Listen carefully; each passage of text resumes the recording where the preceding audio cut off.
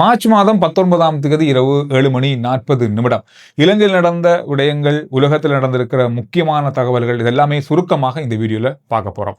இந்த வீடியோ நீங்க பார்த்திருப்பீங்க. இந்த சிசிடிவி காணொலியை நீங்க 2-3 நாளா சமூக வலைதளங்கள்ல அதிகமா பார்த்திருப்பீங்க. இந்த சம்பவம் குளியாப்பிட்டிய சந்தியில நடந்திருக்கிறது. ஒருவர் வாகனத்தை, அதாவது மோட்டார் சைக்கிளை தவறான பாதையில் செலுத்தும் போது அங்கிருந்து வந்தவர் மோத பார்த்தார். இது ஒரு பெரிய வைரலான ஒரு காணொலியாக மாறியிருந்தது. உண்மையை சொல்ல போனா இது தொடர்பாக எந்த விதமான முறைப்பாடுகளும் கிடைக்கல என்று போலீசார் சொல்றாங்க. ஆனாலும் இது தொடர்பாக நடவடிக்கை எடுத்து அந்த ஹெல்மெட்டால அடித்தவர் இப்பொழுது கைது செய்யப்பட்டிருக்காரு. இது ஒரு மிக முக்கியமான விஷயமாக இன்றைய நாளில் பார்க்கப்பட்டிருக்கிறது. அதோட இன்று ஒரு புதிய நடைமுறையை அமல்படுத்தினாங்க. இந்த எரிபொருள் பெற்றுக்கொள்ற நடைமுறையில் QR அதோட சேர்த்து வாகன இலக்கத்தகடுகளுடைய இறுதி இலக்கம் ஒற்றை இலக்கமாக இருந்தால் இன்றைய நாளில் நீங்க எரிபொருளை பெற்றுக்கொள்ளலாம். நாளைய நாளில் இரட்டை இலக்கம் இறுதி நம்பர்கள் இருக்கிற இலக்கத்தகடு உள்ள வாகனங்களுக்கு நீங்க எரிபொருளை பெற்றுக்கொள்ளலாம் என்றதா இன்றைய நடைமுறையாக இருக்கு.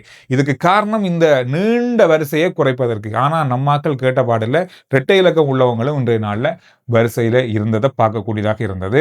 அரசாங்கம் படாத பாடுபடுறாங்க இந்த வரிசையை குறைக்கிறதுக்கு.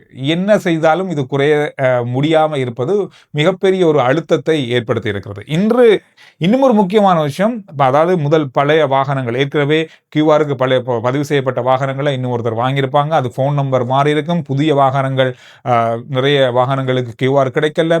இந்த செசி நம்பர்கள் ஏற்கனவே பதிவு செய்யப்பட்டதால மீண்டும் பதிவு செய்ய முடியாம இருக்கு. இந்த மாதிரியான ஒரு விஷயத்துக்காக ஒரு புதிய ஆப்ஷனை இணையதளத்தில், அதாவது ஓவர் ரைட் அப்படின்ற ஒரு பகுதியை கொண்டு வந்திருக்காங்க. ஆனா இதுவும் கூட சரியான முறையில் இயங்கல் என்ற மிகப்பெரிய ஒரு குற்றச்சாட்டு முன்வைக்கப்பட்டது. கிட்டத்தட்ட ஒரு கிழமையாக போது இன்னும் இந்த சிஸ்டம் சரியாக செய்யப்படலை அப்படின்றது மக்கள் எரிபொருளை பெற்றுக்கொள்வதில் கொஞ்சம் அதிக அளவான அழுத்தத்தை சந்திக்கிறாங்க. நீங்க என்ன சொல்றீங்கன்றத கருத்துக்களை சொல்லுங்க. நீங்க QR எடுத்துட்டீங்களா? இந்த ஓவர் ரைட் அப்படின்றது வேலை செய்தா நீங்க உங்களுடைய இலக்கங்களை, தொலைபேசி இலக்கங்களை மாற்றி கொண்டீங்களான்றதையும் கருத்துக்கள்ல சொல்லுங்க. அதோட ஏப்ரல் மாதம் வரைக்கும் நமக்கு எரிபொருள் தட்டுப்பாடு இருக்காது, அல்லது எரிபொருள் பிரச்சனை இருக்காது அப்படின்றத அரசாங்கம் உறுதி செய்கிறாங்க. எரிசக்தி பிரதி அமைச்சர் இது தொடர்பாக தகவல்களை வெளியிட்டிருக்காரு.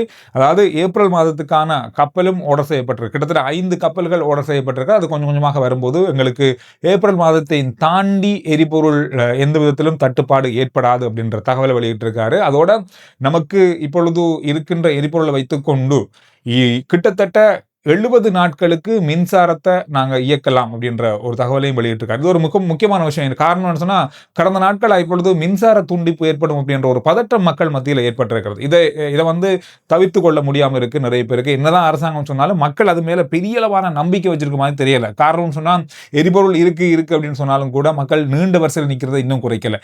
இந்த மின்சார துண்டிப்பு இருக்கு அப்படின்றது இல்லை அப்படின்னு சொன்னாலும் அரசாங்கம் சொல்றதே மக்கள் ஏற்றுக்கொள்ற மாதிரியும் தெரியல. அதுக்கு ஏற்ற மாதிரியான மாற்று ஏற்பாடுகளை, வாங்குறது, சோலார்களை பொறுத்துறது, இந்த மாதிரியான விஷயங்கள்ல மக்கள் ஆர்வம் காட்டுறாங்க அப்படின்றது மட்டும் பார்க்க தெரியுது. ஆனாலும் அரசாங்க பக்கமாக சொல்லப்படுது, இப்பொழுது கிட்டத்தட்ட 35,000 மெட்ரிக் டன் டீசல் இருக்கிறது, கைவசம் இருக்கிறது. இது மின்சார பாவனைக்கு அல்லது மின்சார உற்பத்திக்கு மட்டும் பயன்படுத்தினாலே 70 நாட்களுக்கு மின்சார உற்பத்தியை நாங்க மேற்கொண்டு செல்லக்கூடியதாக இருக்கும் அப்படின்ற மாதிரி சொல்லியிருக்காங்க. பார்க்கலாம், இந்த வாக்குறுதி சரியாக இருந்தால் நாம கலவரப்பட தேவையில்லை, அவசரப்பட தேவையில்லை, பயப்பட தேவையில்லை என்றுதான் எடுத்துக்கொள்ளலாம். உலக அளவுல மிகப்பெரிய கலவரத்தை ஏற்படுத்தி இருக்கிறது நேற்றைய தாக்குதல். மத்திய கிழக்கின் மீது ஈரான் நடத்திய தாக்குதல், அதுவும் முக்கியமாக எண்ணெய் சுத்திகரிப்பு நிலையங்கள், குறிப்பாக இயற்கை எரிவாயு தளங்கள் மீது நடத்தப்பட்ட தாக்குதல் மிகப்பெரிய அளவான அதிர்வலைகளை இன்றைய நாளில் ஏற்படுத்தியிருக்கிறது. கச்சா எண்ணெயுடைய விலை இன்றைய நாளில் ஒரு பீப்பாயுடைய விலை $120 வரை உயர்ந்து $115, $113 கொஞ்சம் இறங்கி இருக்கிறது. ஆனாலும் கூட இது மீண்டும் உயரக்கூடிய வாய்ப்பு இருப்பதாக எச்சரிக்கப்பட்டிருக்கிறது. சர்வதேச ரீதியில ஒரு கணிப்பு சொல்லப்படுது, இந்த யுத்தம் அப்படின்றது இப்பொழுது முடிவில்லாத யுத்தமாக மாறி இருக்கிறது. இதன் காரணமாக இந்த எரிபொருளுடைய அல்லது கச்சா எண்ணெயுடைய விலை $150 முதல் $200 வரை உயரலாம் என்ற அச்சநிலை ஏற்பட்டிருக்கிறது. இது ஒரு மிக பாரியளவான ஒரு இக்கட்டான சூழலை கொண்டு செல்லும் அப்படின்றதுல எந்த விதமான சந்தேகம் இல்லை. இந்த யுத்தம் காரணமாக இப்பொழுது மிகப்பெரிய அளவில் ஐரோப்பிய நாடுகள் பாதிக்கப்பட ஆரம்பித்திருக்கு. ஏற்கனவே சொன்னாங்க, மத்திய கிழக்கு பாதிக்கப்பட்டிருக்கு, ஆசிய நாடுகள் பாதிக்கப்பட்டிருக்கு, இதோட இது முடிஞ்சிடும்னு சொன்னாலும் ஐரோப்பிய நாடுகள், குறிப்பா பெரிய பெரிய நாடுகள் ஜெர்மனியா இருக்கட்டும், பிரான்ஸ், அதோட யூகே மிகப்பெரிய அளவில் பாதிப்புகளை வருகின்ற நாட்களில் சந்திக்கும் சொல்லப்படுது. இதுல இன்னும் ஒரு ஆபத்தான விஷயம் சொன்னா, இன்னும் 2 வாரங்கள் இந்த யுத்தம் தொடர்ச்சியாக நடந்தால் விமான போக்குவரத்துல மிகப்பெரிய பாதிப்புகளை ஏற்படுத்த வாய்ப்புகள் இருக்குன்னு சொல்றாங்க. அதாவது நீண்ட தூர விமானங்கள் ரத்து செய்யப்படலாம்.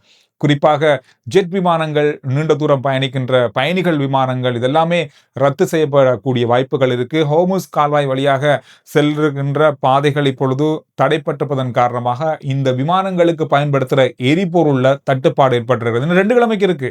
அதுக்கு உள்ள இந்த நிலைமை சீர் செய்யப்பட்டால் இழப்புகள் தவிர்க்கப்படும் என்று சொல்லப்படுகிறது. காரணம் என்னன்னு சொன்னா, இந்த விமான போக்குவரத்துகள் தடைப்படும் போது இன்னும் பெரிய பொருளாதார சிக்கலை உலகம் சந்திக்கும் என்ற அச்சநிலை இப்பொழுது உருவாகி இருக்கிறது.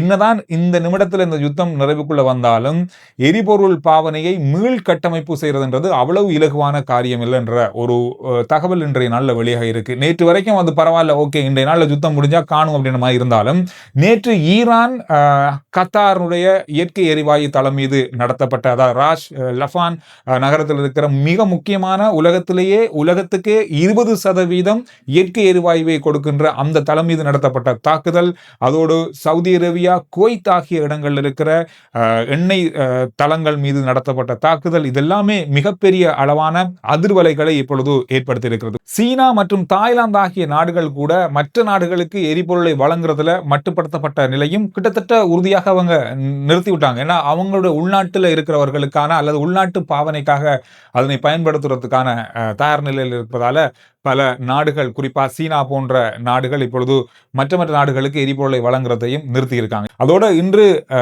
அமெரிக்காவுடைய வெள்ளை மாளிகைக்கு பென்டகன் ஒரு கேள்வியை அல்லது ஒரு கோரிக்கையை முன் வச்சிருக்காங்க. 200 பில்லியன் அமெரிக்க டாலர்களை இந்த யுத்தத்துக்கு பயன்படுத்துறதுக்காக கோரியிருக்காங்க. இது ஒரு பெரிய தொகை.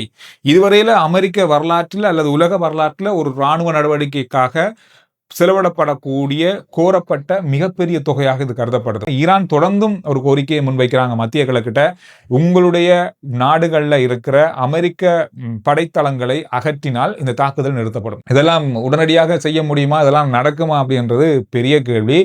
இது எங்க போய் முடிய போகுது, என்ன நிலையில கொண்டு முடிக்க போறாங்க அப்படின்றது பெரிய கேள்வியாக இருக்கு. இதுல பல நாடுகள், குறிப்பாக இன்றைய நாள்ல இந்தியாவுடைய பங்குச்சந்தை மிகப்பெரிய அளவான ஒரு சரிவை சந்தித்திருக்கிறது. கிட்டத்தட்ட 5.65 பில்லியன் அமெரிக்க டாலர்கள் பெறுமதியான அமெரிக்க டாலர்களுக்கு அளவான பங்குகள் விற்கப்பட்டிருக்கிறது. குறிப்பாக இது வெளிநாட்டு முதலீட்டாளர்களுடைய பங்குகள்னு சொல்றாங்க. இது முதலீட்டாளர்கள் எல்லா பங்குகளையும் வித்துட்டு வெளியேற அந்த நிலையில் இருக்கிறது. கிட்டத்தட்ட வெளிநாட்டு முதலீட்டுல 50 முதல் 60% இன்று வித்து தீர்ந்திருக்கிறது. வித்திருக்காங்க எல்லா பங்குகளையும். எல்லா பங்குச்சந்தை அப்படியே பாரிய அளவாக சரிந்திருக்கிறது. உலக பங்குச்சந்தை மிகப்பெரிய சரிவை இன்றைய நாளில் சந்தித்திருக்கிறது. காரணம் எண்ணெய் விலையினுடைய உயர்வின் காரணமாக. இந்த மாதிரி நிறைய விஷயங்கள் கடந்த மணித்தியாலங்கள் நடந்திருக்கு. இப்ப சற்று நேரத்துக்கு முன்பு வந்த செய்தியின் அடிப்படையில் அமெரிக்கா பக்கமாக இருந்து ஒரு சில தகவல்கள் இன்று இரவு நேரத்தில் வெளிவரலாம். அடுத்த கட்டம், அடுத்தது இந்த எண்ணெய் விலையேற்றத்தை கட்டுப்படுத்துவது தொடர்பான பேச்சுவார்த்தையாக அது இருக்கலாம்னு சொல்லப்படுது. பல நாடுகள் இது தொடர்பாக கலந்து ஆலோசித்து வராங்க. இது வரப்போற நாட்களை எப்படி சமாளிப்பது அப்படின்னு தொடர்பாக. குறிப்பா இப்பொழுது ஜெர்மனி, யூகே, முக்கியமாக ஐரோப்பிய நாடுகள் பெரிய அளவாக இந்த நாட்கள்ல வரப்போற நாட்கள்ல பாதிக்கப்படலாம்னு சொல்லி எதிர்பார்க்கப்படுறதால ஒரு பதட்டமான நிலையை இப்பொழுது உலக நாடுகள் எதிர்கொண்டு வருது. எனவே இந்த செய்திகள் தான் கடந்த மணித்தியாலங்களில் பார்க்கப்பட்ட மிக முக்கியமான செய்திகளுடைய சுருக்கம். ஆர்ஜி சந்துரு ரிப்போர்ட்டுடைய வாட்ஸ்அப் லிங்க் முதல் கமெண்ட்ஸ்லையும் டிஸ்கிரிப்ஷனும் இருக்கு. ஃபாலோ பண்ணுங்க. சுருக்கமான விரைவான செய்திகளை நீங்க வாட்ஸ்அப் மூலமாக அறிந்து கொள்ளலாம்.